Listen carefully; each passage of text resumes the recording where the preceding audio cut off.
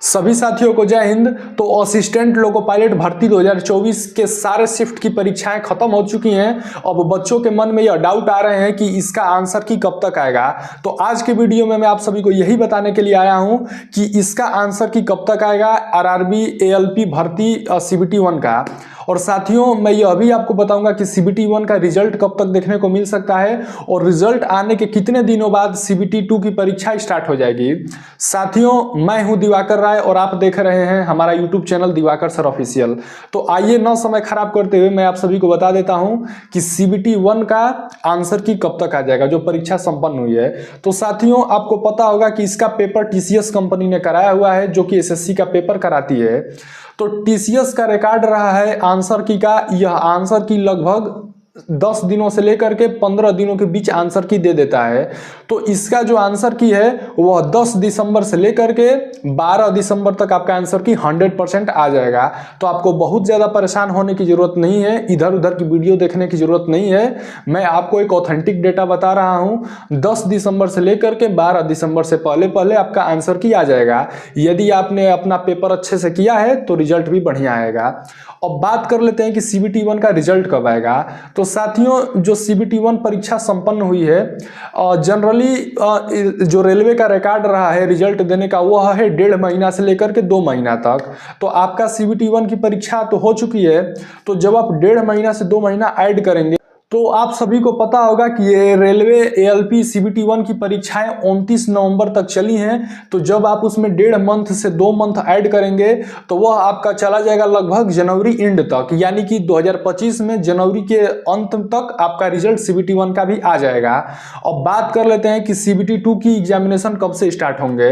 तो साथियों मैं आपको बता दूं कि विभाग आपको सीबीटी 2 के लिए बहुत ही कम समय देने वाला है, क्योंकि लोको पायलट की परीक्षा ऑलरेडी डिले हुई है। जो सीबीटी 1 परीक्षा हुई है वह होने वाली थी आपका अगस्त सितंबर में, लेकिन हुई कहाँ है, नवंबर में। तो एएलपी की परीक्षा ऑलरेडी डिले हुई है, तो वह आपको सीबीटी 2 के लिए ज़्यादा समय नहीं देगा विभाग। तो आपको पहले से अलर्ट होकर के प्रिपरेशन आपको अच्छे से करनी होगी। साथियों मैं आपको प्रिपरेशन की टेक्निक भी बता देता हूँ, अपनी स्ट्रेटेजी भी बता देता हूँ, क्योंकि हमने खुद 20 साल की उम्र में गवर्नमेंट जॉब क्रैक किया हुआ मेरे भाई सेलेक्टेड हैं और सिलेक्शन दिलाएंगे आप सभी लोगों का। इसके लिए क्या करना होगा, यदि आप हमारे चैनल पर पहली बार आए हैं तो भाई चैनल को सब्सक्राइब कर दीजिएगा और इस वीडियो पे एक प्यारा सा लाइक कर दीजिएगा। साथियों मैं स्ट्रेटेजी यही कहूंगा कि आप डेली मॉक टेस्ट देते रहिए। मॉक टेस्ट आप जितना देंगे उतना ही आपका परफॉर्मेंस में सुधार आएगा। मेरे भाई सिलेक्शन का यही राज है।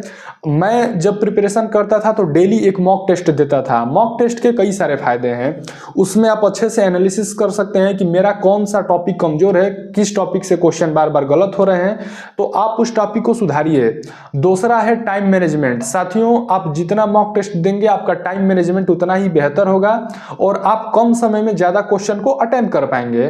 तो मॉक टेस्ट आपको रोज देना है और यूट्यूब पे कई सारे टीचर्स हैं जो कि बेहतर एजुकेशन दे रहे हैं फ्री ऑफ कास्ट। मैं किसी का नाम नहीं लूंगा, ना मैं किसी का यहाँ पे प्रमोशन कर रहा हूं।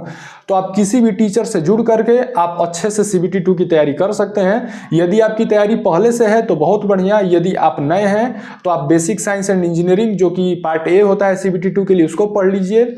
और ट्रेड वाले बच्चों से मैं यही कहूंगा कि जो अभी ऐसे नॉर्मली आईटीआई या डिप्लोमा कर लेते हैं प्राइवेट कॉलेज से, लेकिन उनके पास टेक्निकल की नॉलेज नहीं होती है, तो ऐसे छात्रों को मैं यही कहूंगा कि आप ट्रेड को भी 2 से 3 घंटा समय रोज दीजिए।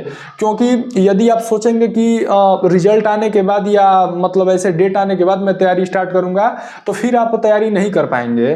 तो आपको तैयारी अभी से लग जाना है, आपका सिलेक्शन निश्चित ही हो जाएगा। क्योंकि ये एएलपी में कंपटीशन कम है, अगर जो एसएससी की तुलना से देखा जाए तो रेलवे में काफ़ी कम कंपटीशन है।